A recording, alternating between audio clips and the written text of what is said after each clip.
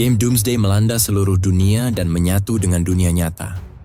Di kehidupan sebelumnya Ye Xiao MC, kita mengorbankan segalanya untuk tunangannya mencapai puncak kekuasaan. Tetapi Ye Xiao dihianati di hari pertunangannya. Bahkan lebih parahnya, dia dibunuh oleh tunangannya sendiri. Tapi Ye Xiao kembali ke masa lalu. Dia menghabiskan kekayaannya top up dalam game dan mendapatkan profesi dewa. Di cerita sebelumnya, Ye Xiao berhasil masuk dalam labirin. Akan tetapi dia dikejutkan dengan kemunculan monster raksasa di dalam labirin. Cerita berlanjut, Ye Xiao dan Ebimon kaget melihat sesuatu. Ye Xiao bilang, "Apa yang bos ini teriakan?" Lalu Ebimon bilang, "Kenapa monster itu?" Dan Ye Xiao bilang lagi, "Apa itu?" Sebuah tangan raksasa dengan kuku tajam muncul dari langit-langit labirin. Ye Xiao melihat itu, lalu bilang, "Hah, tangan apa itu?" Ternyata itu sesosok naga raksasa. Naga itu langsung menyemburkan api ke arah Ye Xiao. Ye Xiao bilang, "Wah, itu naga." Nona Dorothy bilang, "Woi lari woi, apalagi yang kamu tunggu? Lari cepat." Lalu Ye Xiao bilang, "Kenapa kita lari terus sih?" Dorothy menjawab, "Karena aku tidak bisa mengalahkannya. Ini tidak masuk akal. Bagaimana mungkin monster itu bisa memanggil seekor naga?" Ye Xiao bilang, "Mungkin mereka tetanggan." Mendengar itu, Ebimon si katak merah bilang, "Bocah nakal, dia sudah mengejar kita. Kenapa tidak kau tanyakan sendiri?" Monster Yin Shen Beast mengejar mereka. Nona Dorothy bilang, "Sial, monsternya mengamuk. Efek slow nggak mempan, cepat lari." Ebimon juga bilang, "Lebih cepat bocah, dia mulai mendekat ke arahmu." Ye Xiao berhenti, berbalik menghadapi monster Yin Shen Beast. Ye Xiao bilang, "Monster ini mengamuk dan ingin melawanku. Kalau begitu, aku akan melawannya."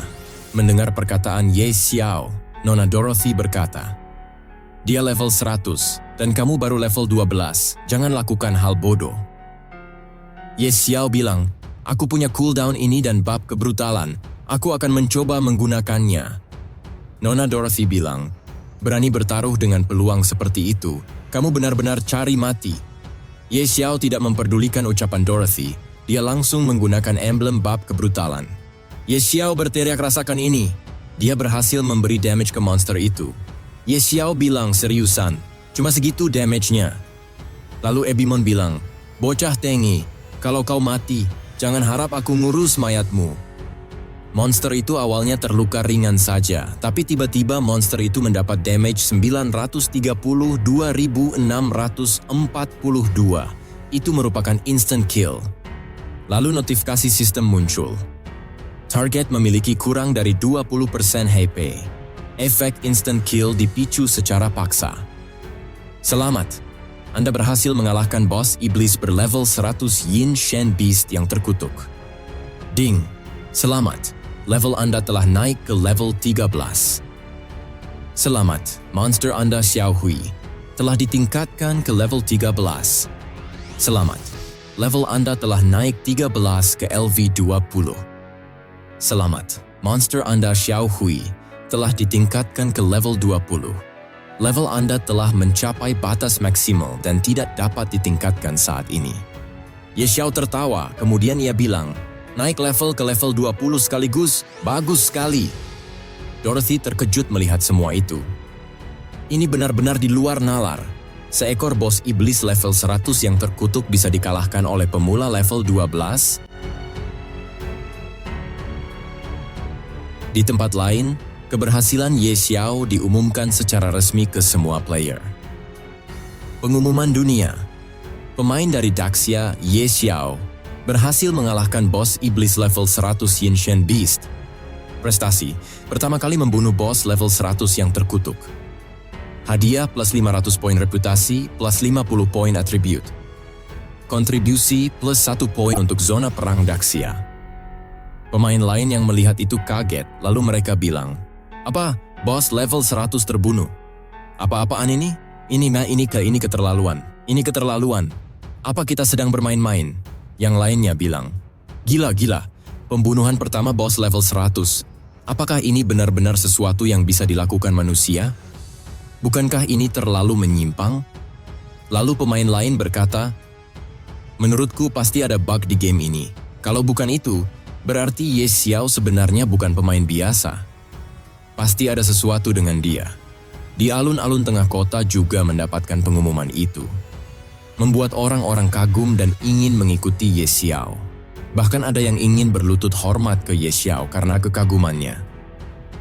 Tapi ada juga yang bilang, itu curang, itu pasti curang. Dan yang lainnya bilang, ya, bagaimana mungkin pemain baru yang baru level 12 bisa membunuh bos level 100? Itu pasti curang.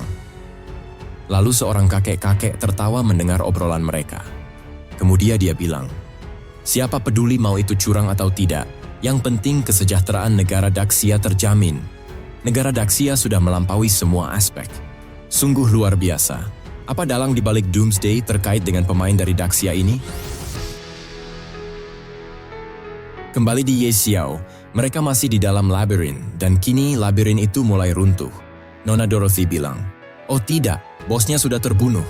Lalu naga itu marah, gua akan runtuh, kalau kita tidak lari kita akan mati. Cepat Ye Xiao. Ye Xiao bilang, aku belum mendapatkan drop hadiahnya. Kemudian Dorothy bilang, carahan apa lagi yang kau inginkan?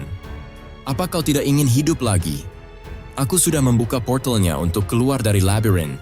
Kalau kau tidak pergi sekarang, kau akan terlambat. Lalu Ye Xiao menjawab, iya ya, hidup lebih penting. Labirin itu sudah runtuh seluruhnya. Untungnya mereka berhasil keluar menggunakan skill teleportasi Nona Dorothy. Kemudian Nona Dorothy bilang, aku sudah lama tidak melakukan tugas yang mengasyikkan seperti ini. Ye Xiao bilang, aduh, untung saja ada portal milik Kakak Tao, kalau tidak kita tidak akan bisa keluar.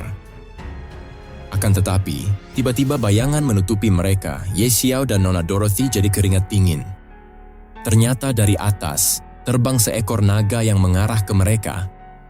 Naga itu, Holy Judge Skyfire Dragon. Level, tidak terlihat. Attribute, tidak terlihat. Nona Dorothy bilang, habislah kita. Holy Judgment Dragon, aku tidak bisa menangani ini, ayo lari. Naga itu menyemburkan api ke arah mereka. Ye Xiao dan Ebimon serta Nona Dorothy berlari menghindari serangan itu. Ebimon bilang, kenapa kau lari lagi? Ye Xiao bilang, jika aku tidak lari, aku akan benar-benar mati. Lalu Dorothy bilang, Ye Xiao, aku pergi dulu. Tolong jangan lupa untuk mentransfer uangnya dan lokasi dari Holy Spirit Spring kepadaku.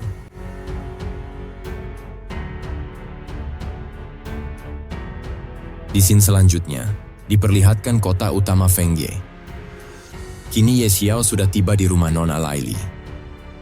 Lalili bilang, kamu benar-benar mendapatkan benda-benda itu di labirin? Kamu luar biasa. Ye Xiao bilang, hal sepele seperti itu semudah seperti membalik telapak tangan. Mendengar itu, Ebimon bilang, hampir saja nyawamu melayang dan kau masih bilang semudah membalik telapak tangan? Kemudian Ye Xiao bertanya, sekarang, bagaimana cara membuka profesi tersembunyi itu? Nona Laili bilang, perkamen ini tampaknya bukan gulungan job transfer. Bukan gulungan job transfer, apa artinya itu? Lalu Laili menjawab, menurut Paman Ster, gulungan perkamen ini dapat mengaktifkan potensi dirimu dan memulai job yang kamu miliki. Mari ikuti aku. Nona Laili mengantar Ye Xiao bertemu Paman Ster di ruangannya. Sesampainya dalam ruangan, Ye Xiao bilang, aku tidak pernah menyangka ada ruangan rahasia di rumah besar seperti ini. Aku bahkan tidak menemukannya di kehidupanku sebelumnya. Halo anak muda, akulah yang kau cari. Royal Beast Tamer. Ye Xiao kemudian bilang, halo Master Ster, saya di sini untuk beralih ke profesi tersembunyi. Master Ster bilang, awalnya kupikir tidak akan ada lagi orang di dunia ini yang akan berganti job dengan cara seperti ini, aku tidak pernah menyangka. Dalam hal ini aku akan menyelesaikan job transfer untukmu. Apa kau siap? Ye Xiao menjawab, tentu saya siap. Lalu Master Ster bilang, bagus sekali. Perkamen ini akan membangkitkan sumber kekuatan terdalammu, dan kau harus mengikuti kata batinmu. Sekian alur cerita Dewa Kekayaan untuk hari ini. Admin akan segera lanjut video alur ceritanya jika sudah rilis chapter selanjutnya dari website. Terima kasih, dan jangan lupa like dan subscribe ya guys.